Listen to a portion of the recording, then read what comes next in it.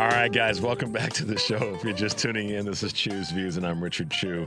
Congresswoman Robin Kelly just did that sort of on the phone, made it here, hung out with us in the studio for a bit. So kudos to her and thanks to her team. It's interesting, Henry, about her. In the moment of Dolly Parton passing away, to have another great woman leader that's in the fight, that's fighting for everyday regular folks, guys, and doing the work. Same thing applies to our next guy. I said it was Congresswoman Day. Our next guest, Congresswoman Nikki Budzinski, kind of cut from the similar cloth. Good morning, Congresswoman. Welcome to Chew's Views. Thank you, Richard. Thanks for having me. That's a real compliment. Any comparison to Robin Kelly, she's awesome. Well, she told me to tell you, she said, say hi to Nikki for me. I'm like, y'all on a first name basis. Oh, yeah. She's going to be really missed. I'm so glad you had her on. She actually, interestingly, her district goes down to just touching my district. It's a pretty wild district, but she represents Danville, Illinois, which is down in central Illinois, just neighboring Champaign-Urbana. So we're neighbors, she's tremendous. All she's done on gun violence, all she's done on maternal health. She's just been an incredible leader in the House. Yeah, she really has, and she will be missed. That goes without saying. And you, as a true colleague of each other, will you both have gotten so much done. And I go back to kind of your, in some ways, origin in this business of politics. And a lot of people don't know this about you necessarily, and that is, part of your career started making sure that regular folks in labor unions were properly represented, and that they knew that there was someone that was fighting for them. Here you've got people that are firefighters, and you're making sure that they're taken care of. Talk a little bit about how that has still grounded you to the community that you represent. Yeah, no, absolutely. It grounds the work that I do in Congress every single day. I worked in the labor movement for 10 years. You point out the firefighters. I worked for them for 3 years, advocating that they had, all the equipment that they needed, that there were safe staffing standards, that they were getting the training that they required for a very dangerous job where they show up for our communities. And then I also worked for the United Food and Commercial Workers Union. Actually, for 7 years, I was their national political director, and I often say when I'm on the campaign trail, I'm one of the few members of Congress, Richard, that you will meet that has actually been on a kill floor in a meat processing plant.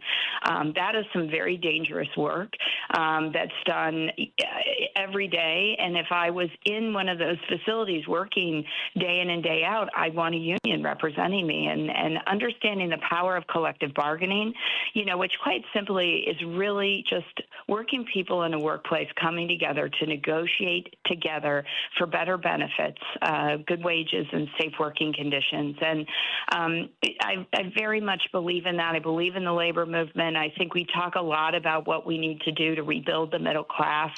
I think a very big part of that is working to strengthen the labor movement and the ability for workers to have a voice in their workplace and join a union should they so choose. The unions have what's the word I want to use? Oscillated in terms of public opinion. But a lot of the negative side of the union conversation has come from those who want to be union busters. And I'd say that with no apologies, because we don't need to. There are people who recognize, and that tended to be on the corporate side, and in some cases the political side, that did not want unions to be impactful because it held the businesses, and in some cases the politicians, accountable, because they were going to fight for things that were right for the people who were really making stuff and making things happen. So we've I won't say we've had a comeback, but it seems like we're having a little bit of a comeback of the ability for unions to have a seat at the table and be impactful in a positive way like they've been in the past. What are your thoughts there? Well, I agree with you. I think that the approval ratings, if you look at polls nationally for support for the labor movement, has probably not been any higher than it is right now, certainly in my entire career. I think the next question to that is, how do we, as those that care deeply about the labor movement, have been in the, I'm actually still a union dues paying member of UFCW Local 881. How do we harness and translate that support into policy change? And that's what's kind of yet to happen. I'm one of the original co-sponsors of what they call the PRO Act. Really, basically, for your listeners, what it is it would provide a more level playing field for workers in a workplace to organize their workplace. It is very lopsided right now. If a worker wanted to country, every rules are different. We have in the state of Illinois, obviously, some of the strongest protections. But in many other states, there are captive audience meetings that workers have to be subjected to, meaning that their employer will force them to listen to their side only in an organizing campaign, making limited access for a union into talking to the workers in that workplace about the benefits of joining a union. So the PRO Act would actually help to make it just easier for working people to understand the benefits of the labor movement, and then they make the decision whether they'd like to unionize. But two things are really hard. One, organizing your workplace, and then the second is getting your first contract. We all remember the movie Norma Ray. She won that organizing campaign, but what they don't show what's next is her getting to a negotiated first contract. And oftentimes, employers will drag their feet to prevent that from happening, which resets the need for an organizing campaign.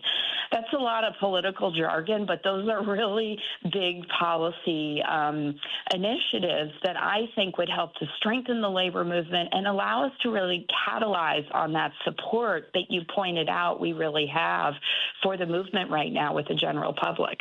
And it's interesting because I kind of link that in some ways, and maybe you can clarify it for us, with the letters that you have kind of been one of the leading voices on to the Trump administration as it relates to the Office of Management and Budget, because at the end of the day, money dispersed properly is going to impact the people that are downstream.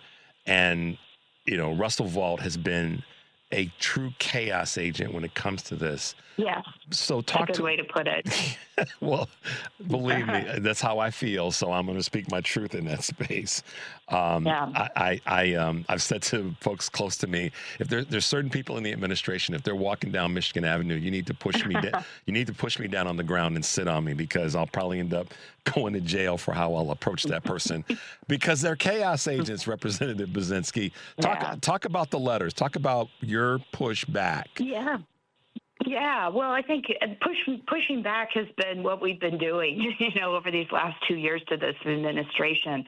Russell Vought has certainly been one chaos agent, but we both well know that there have been many, and they've been effective in creating that chaos all across the country. I actually served as the chief of staff at the Office of Management and Budget under President Biden, so have a little bit of a unique familiarity with the office.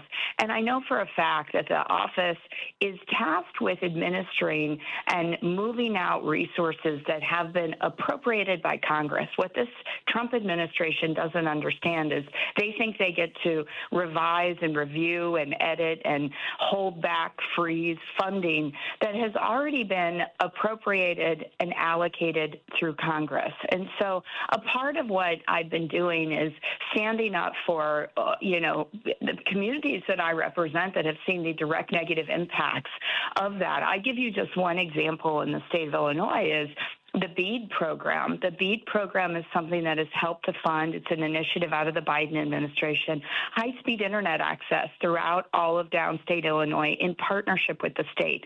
The federal government and OMB have just been freezing and withholding that money for really, honestly, no discernible reason other than the fact that we're a blue state.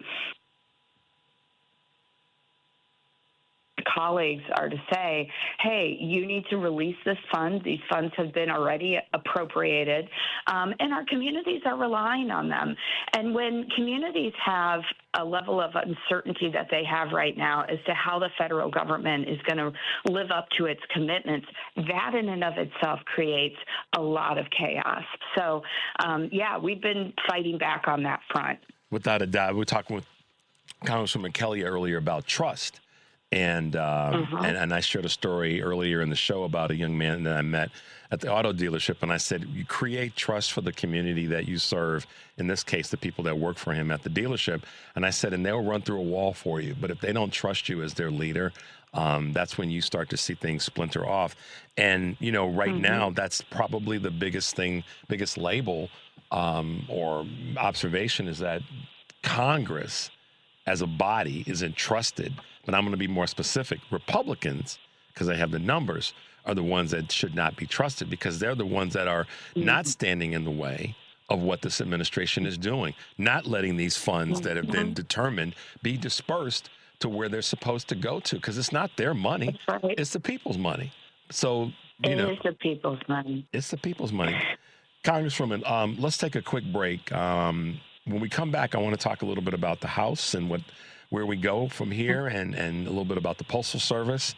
The number is 773-763-9278. I'm Richard Chu, talking with Illinois Representative Nikki Budzinski. We'll be right back with more Chu's Views. All right, guys, welcome back to the show. If you're just tuning in, this, of course, is Chu's Views, and I'm Richard Chu. We're talking with Illinois Representative Congresswoman Nikki Budzinski. It's Congresswoman Day. We had Congresswoman Robin Kelly on a little bit ago. And, of course, now we're talking with Representative Budzinski. You have been taking the big bat to this conversation around Postal Service and mail-in ballots. Help us understand where you are, what you've been doing in that space, Congresswoman. Yeah, thank you for that opportunity to talk about this important issue. So I found the issues around Postal Service because constituents brought them to me. A lot of folks were kind of complaining that they weren't getting their mail on time. We started to investigate why that might be.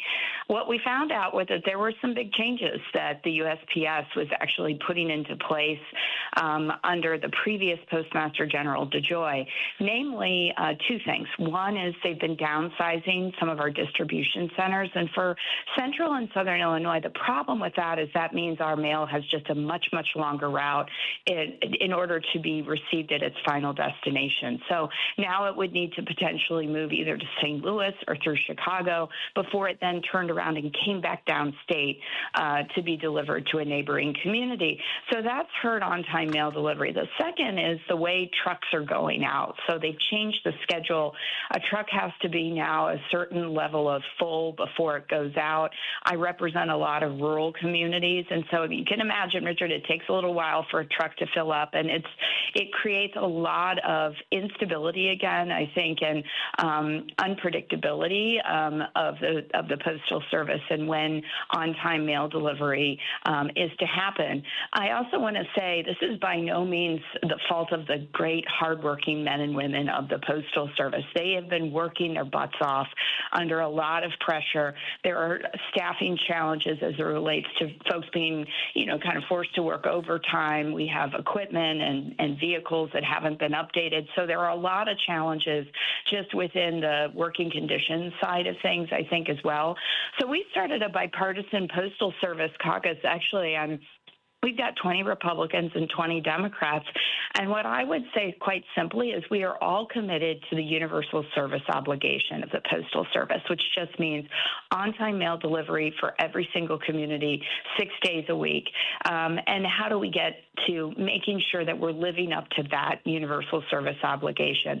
I think we need to put pressure, and we are putting pressure on the new Postmaster General Steiner to roll back these changes that the previous had made on the distribution centers and the scheduling for trucks. We're also asking questions about how we can better support the workforce, which I think is important. And then there are financial challenges with the USPS. There are things that we can put into place that I think will help make the USPS more financially solvent.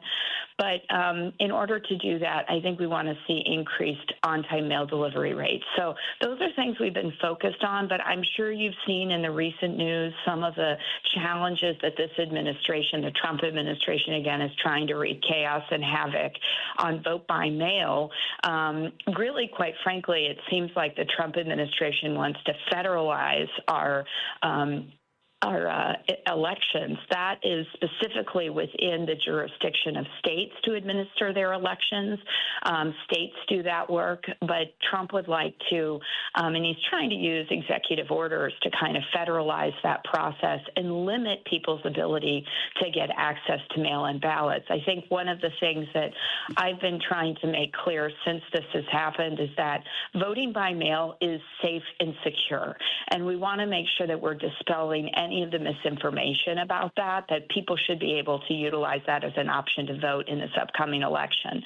But that's it's a lot of information, but those are some of the things we've been working on. No, but it's good that we have that. I think sometimes we shy away from the complicated conversations because they are so laden with detail and information, and we want we want an educated community, and I don't mean book education, but just awareness of what the issues are and some of the foundation behind them. You said that there's some bipartisanship to this team, to this group. How many of them, and I put this in the vein of the election and mail-in balloting, that want to see things get corrected and shored up when it comes to the Postal Service, but how many of that 20 would you say are looking at this move by the Trump administration and his other chaos agents to kind of try to executive order their way into eliminating mail-in balloting and affecting the voter rolls? Of those 20, are there 20 that say this is lunacy, or are they kind of where do they stand in that part of the conversation about the post office and mail-in ballots? It's an important question, Richard, and I wish I had kind of better news. I mean, we've been asking our Republican colleagues to join us and add their voices of concern to what this administration is doing, and so far they've taken a pass on the outreach that we've made to them. We continue to do that. I do think it's important to keep pushing them on this, and if they're going to say no, force them to say no to us, because this is just so outrageous. What the Postal Service, what the Trump administration is attempting to do with the Postal Service, which is really, quite frankly, Richard, undermining the free and fair elections that we have. I think one of the things I hear from constituents since I've been home this month is their concern around this administration perhaps trying to mess with the upcoming midterm elections. And that could look like a variety of different things, but I do think one of the ways this administration is signaling to us that they've already begun is to bring into question the credibility of vote by mail. That's obviously only one way people vote. A lot of people still vote on Election Day, and we have a lot of good early votes that a lot of other states don't have. But we need to do everything we can to protect every option that working people need in order to make sure their vote is casted. And so I'm very disappointed by their silence on this issue. We're going to continue to push them. But in the meantime, I'm continuing to add my voice to this. Well, the reason I asked the question is in part because many of their voters vote by mail, and in many just by geography. Donald Trump does, yeah. And furthering that, Congresswoman, the number of folks that are in red districts, red states, red districts, that vote by mail are going to be the ones that are deeply impacted by what he's trying to do through executive order. I know that he's, focusing his ire on blue states for obvious reasons in terms of, what he needs to do to keep him, being impeached again if we take back the House. But that's clearly why I'm asking, the question with regard to, don't Republicans understand that their voters are going to, on a down ticket election, if red states can't vote by mail, that impacts not just the presidencies or the election for presidency, but it affects other elections too. So, it affects everyone. You're absolutely right. Yeah, it baffles my mind sometimes. Okay, So we're talking about the House. The odds are, Congresswoman Kelly said she's in the 99 percentile that we're going to take back the House. What's that going to mean, Representative Budzinski? What are we going to, I guess a two-part question. What is this going to mean, and what are we going to have to do to make sure that that happens from a voting standpoint? Well, what we need to do is not take it for granted. I think the projections do say that, yes, I think the forecast is that we're going to take back the House. I agree with Robin on this, but I think we can't be complacent. I mean, we have to make sure that everyone gets out and votes. People have a plan to vote early, utilize vote by mail. So I think it's continuing to work our butts off between now and November 3rd to make sure that we're doing everything we can. I've been traveling to some of the most competitive districts in the Midwest. I've been to Eau Claire. I've been to Davenport. I've been to Lansing, Michigan to campaign for some of these great House candidates that I truly believe are going to flip these seats. So I'm doing everything I can, and I'd urge everybody else to do the same. I think we take back the House, and we need to do two things. One, we have to address cost. I mean, affordability is the issue of this election cycle, but it's not a buzzword. It's a real pain point for the constituents that I represent. We need to address our broken healthcare system. We need to bring down our utility bill costs. We need to stop this war in Iran. We need to continue to do good work that we've been doing this Congress on affordable housing. We need to build on that. We need to address our broken child care and senior care systems in this country to make them more plentiful and accessible and affordable for Americans. And so we need to stay very laser focused on that.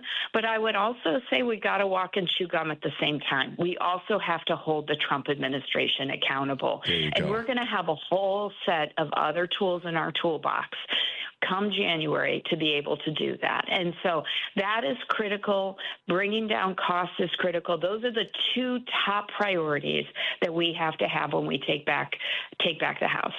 When it comes to voting, one of the things that a listener just sent to me about the Postal Service, and that my brain went down the path of, and let's get the John Lewis voting rights amendment in place, because that'll shut down a lot of this garbage around the Postal Service or Trump trying to impact elections through executive order and all the rest. So that's another one that we got a lot of work to do, as you said. We got to work our butts off, and I'm got to hear you say that. So talk to us real quick as we wrap up, Representative.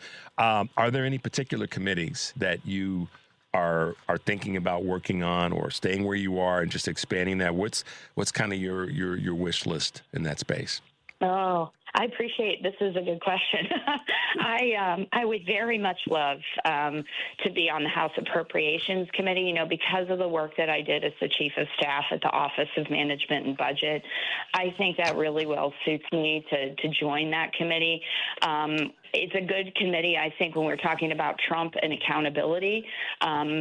That's a committee where we're going to be able to flex our muscle, and I want to be on that committee for in part that reason. The other is I come from a district that could really continue to use investment, and so I'm hoping to move. I've loved being on the House Agriculture Committee and the House Veterans Affairs Committee, but to make the pivot to the Approps Committee. Let's be honest. You want to be on that committee because you want to be able to look Russell Vought in the eye in a committee hearing and say, not on my watch. Come on now. You can be honest with me. I know you want to drop the hammer on him. That's right. Absolutely, I do. And I'll get that opportunity when I become a freshman member to that committee. So, yeah, I'm looking forward to it. There's a lot of things we can do. That you probably raised up in your chair on that one, because I know you, with the history that you've got on that committee. Yeah. Absolutely. Yeah. It'll be a fun day. We'll have to talk that day afterwards. Yes, we will. Well, to that end, we'd love to have you back on the show. It's always an honor to have you with us, and I've been blessed today to have two of the best congresswomen in our country on the show. So thank you to Congresswoman Kelly. Thank you to you and to the leadership that you both have represented. Just stay safe, stay focused. We'll have you back again soon, okay? Thank you, Richard. Really appreciate it. Thank you. Always. My pleasure. Be well. Talk to you soon, okay? Okay. All right. Thank you. Bye-bye.